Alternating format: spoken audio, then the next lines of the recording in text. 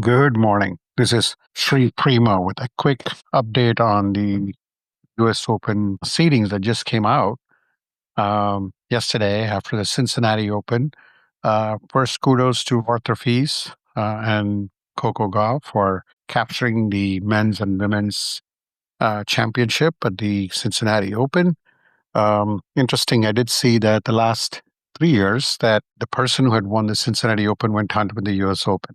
Just an interesting fact. And Arthur Fils is ranked number 10. When I think about where we are with the rankings right now for the men's, you have Zverev with the Sinner dropping off. And I don't know if I covered that, but I did probably cover it in the previous update.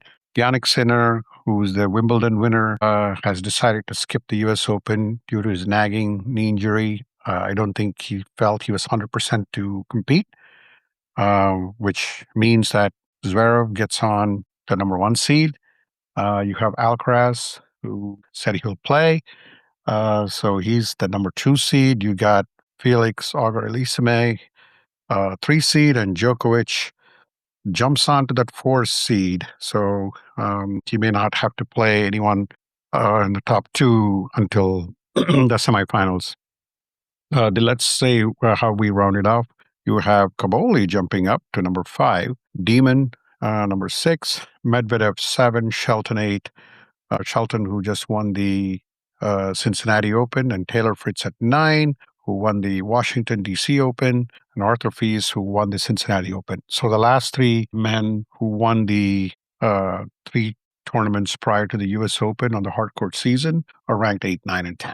And then 11, you go to Tiafo, who was in the final against Arthur Fils. But then big jump that you see there is Hodar, who went to number 12, Nakashima, who moves on to 16. Nakashima, who's actually been playing very consistent. So if you're Nakashima, if you're like a top 10 player or top 5 player, meeting Nakashima in the quarterfinals is going to be really, really exciting and challenging.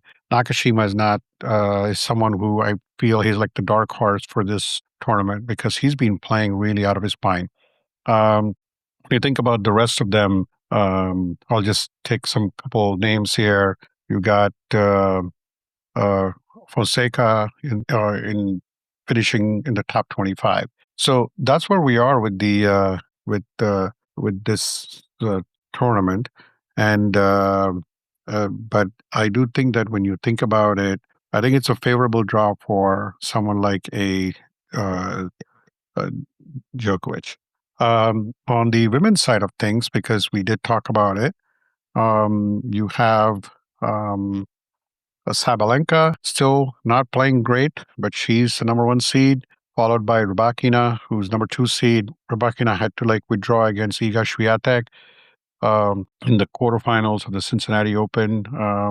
And I think she wanted to be ready for this. So let's see if she's able to recover in the 2 weeks. And then Pegula, who lost to Coco Gauff, is 3, and Gauff is number 4. So rounding out the top 4. Iga Swiatek is at number 8. So you can potentially see a matchup between Sabalenka and Iga Swiatek. Potential. And then you got a couple of jumps here. You got Yala jumping on to 17. Osaka is in 13 right now. And then you got Eva Jovic is at number 14. Those are the ones who made a big jump. French Open finalist Maya Cholinska, she's like on number 20 right now. So a lot of interesting. And then you got Sarah Bejlek, who actually upset Sabalenka in the top 30 right now. When you think about this draw, I feel that this could be a wonderful opportunity for someone like a Pegula to win her first Grand Slam. Sabalenka is not playing really great. I mean, again, you don't know how it turned around in the U.S. Open. Then you got Rybakina playing hurt. You got Pegula and Goff. And then Swiatek, I thought she was playing really well, but then she suffered that injury. She suffered that loss against Pegula. Pegula played really well in that third set. And then you have all the others like Noskova and Muhova, but some of them are not really great hardcore players. But this is a wonderful opportunity for someone like a Pagula, or maybe we get to see like someone like an Andreeva who won the French Open, make it our first U.S. Open title. So a lot of open for both the men and women. It's wide open. Despite Alcaraz being in the men's, I mean, the fact that he has not played anything, he's actually going to be playing the mixed doubles tomorrow with Serena Williams. They'll probably draw a qualifier, which means that it could be one of the top mixed doubles teams in the world. So this could be just a practice round for Alcaraz to see where he is. He has not played really match time on the court. I mean, he's played a lot outside, played with Rune, but the draws are wide open, and this what makes it exciting for both the men and women. So looking forward to the U.S. Open. Let's start with the mixed doubles. I mean, the mixed doubles is tomorrow, so I'll be doing some recaps on the mixed doubles because you got Djokovic and Sabalenka playing the 11 o'clock at Arthur Ashe. So it's going to be really, really exciting for the tournament for this week. At least you're talking about a week in advance before the main draw happens. Thanks again for listening. Have a good rest of the day.